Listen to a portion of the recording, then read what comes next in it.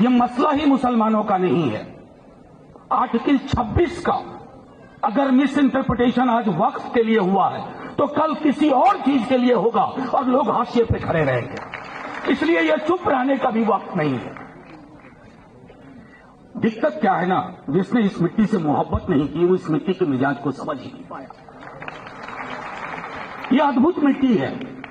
मैंने सदन में भी कहा था, दोहरा रहा हूं, सदन में कहा था और दोहरा रहा हूं, इस देश की एक बड़ी आबादी सरहद पार करके पाकिस्तान नहीं गई। वो हमारे उनके पुरखे और हमारे बच्चे, भाई बहन सब यहां बैठे हुए हैं। वक्त संशोधन बिल जो है लगातार इस सुर्खियों में है और इसका विवादित इतनी ज़्यादा बढ़ चुके हैं। भले इसका मामला जो है कोर्ट पर अटके है और 5 मई को जो है केंद्रीय सरकार को जवाब देना होगा, जवाब मांगे उनसे, लेकिन उसके बावजूद भी जो है मुसलमानों ने सड़कों पर इस तरह से हंगामा बचा रखे हैं, प्रदर्शन कर रहे जगह जगह। उनकी प्रदर्शन, उनकी ये लड़ाई जो है ख़त्म नहीं होंगे जब तक ये बिल वापस ना ले, क्योंकि उन्होंने शुरू से कहा है जो ये हमारी ये बिल अगर लागू हो जाते तो हम इसके खिलाफ जो है लगातार लड़ेंगे।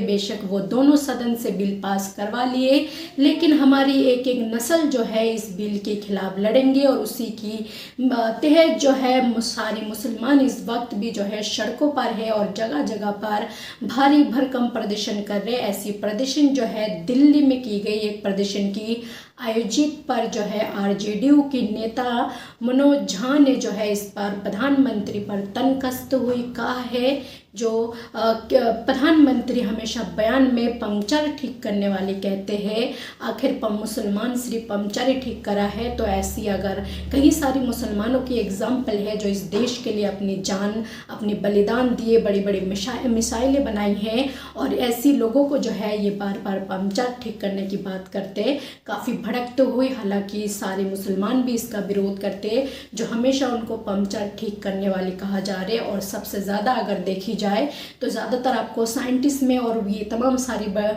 कामों में जो है आपको ज़्यादातर मुसलमान नजर आएंगे, लेकिन उसके बावजूद भी जो है उनको इस तरह की टेक दी जाते हैं।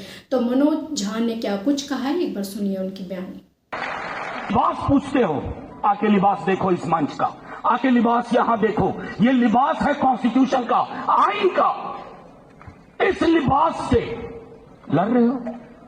ये लड़ाई सीधे तौर पर जुल्म और इंसाफ के बीच की लड़ाई है, और जो हमारे साथ नहीं है वो जुल्मियों के साथ है सीधे तौर पर।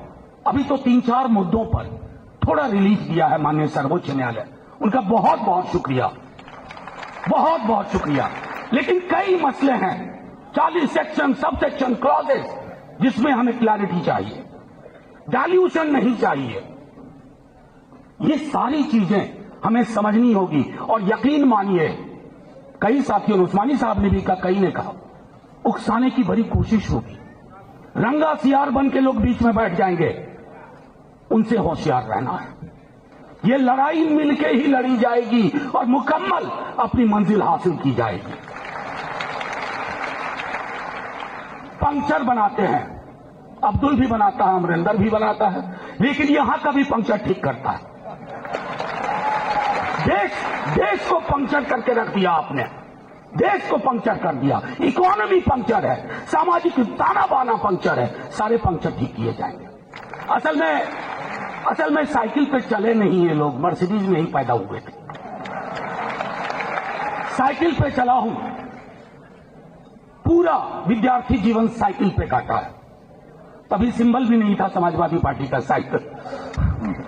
तो हुआ यूं कि जब साइकिल पंक्चर होती थी तो पंक्चर वाला जमीन पे बैठते हुए ऊपर वाले की तरह दिखता था कि साहब मेरी फुस पड़ी साइकिल को इसने हवा भर दी। हवा भरना जानते हैं, हवा टाइट करना भी जानते हैं। ये हम सबको।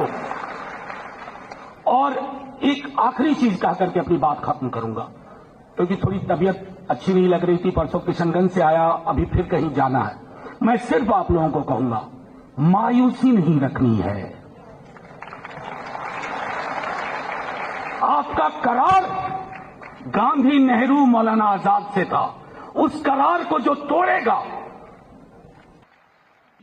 एक तरफ तो प्रधानमंत्री और योगी आदित्यनाथ अपना ऐसी दिखाते जो वो मुसलमानों के लिए बहुत कुछ करना चाहते, लेकिन उनके आगे अगर कोई मुसलमान शब्द रख देते तो वो इस तरह से तिलमिला उठते। वो तो पब्लिक प्लेस होते जहाँ पर वो अपना गुस्सा नहीं दिखा सकते, उनको कंट्रोल करने पड़ते, नहीं तो उनकी फेस पर एक ऐसी लकीरें आ जाते जो मुसलमानों के शब्द से इस तरह से चिढ़ जाते जो क्या कुछ बोल जाए, और वो सोचते मुसलमानों के लिए वो कुछ अच्छा करेंगे। तो ये इस देश के मुसलमान इतने बेवकूफ़ नहीं है, उनको ये बात समझ आ चुके हैं जो किस तरह से योगी आदित्यनाथ हो या फिर नरेंद्र मोदी जी हो, ये किस तरह से मुसलमान की विरोध में कहते हैं।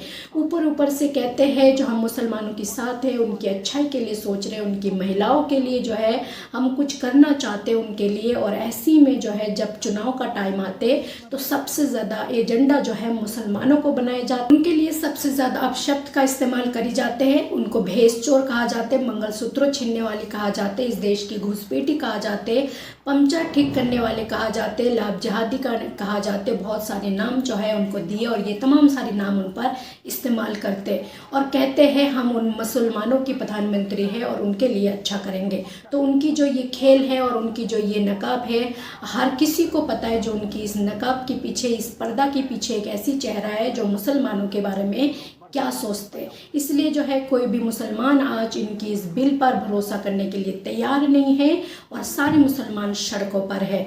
तो आप सबको क्या लगता है इसके बारे में? हालांकि कुछ मुसलमान जो है बीजेपी की दलाली करते हुए जरूर दिख रहे, बीजेपी की सपोर्ट में जरूर दिख रहे, लेकिन इतने सारे मुसलमान जो है डट कर खड़े हैं, उनको किसी की बात से कोई लेना देना नहीं है। अपनी बिल जो है जिनको उन्होंने काला कानून नाम दिए उसको वापस करवा के रहेंगे।